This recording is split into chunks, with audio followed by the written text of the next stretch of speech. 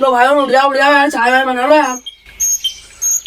हाँ बना दो ने। हाँ बना लो यार। बना लो। ले अर्जुन भाई बना ले यार, जहाँ जा यार। तो भाई रोज के रोज मैं ही बनाऊंगा क्या? आज तुम बना लो दोनों में से एक।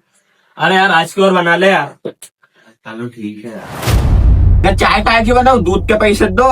क्यों रे, मैं रोज रोज काय के पैसे दूं यार दूध के? क्यों है तूने दिए ही कब थे दूध के पैसे? क्यों भाई लड़के हो तुम? आयो तीनों का हिसाब किताब कर लेते हैं जो भी है। भाई ये मेरे 80 रुपए लिखे हैं, परसों के दिन चाय पत्ती लाया था मैं। तो फिर मेरे भी 150 रुपए लिख, मैं परसों के दिन तेल का पाउच लाया था। भाई मेरे भी 110 रुपए लिख दे फिर। भाई तेरे काय के 110 रुपए लिख दे यार।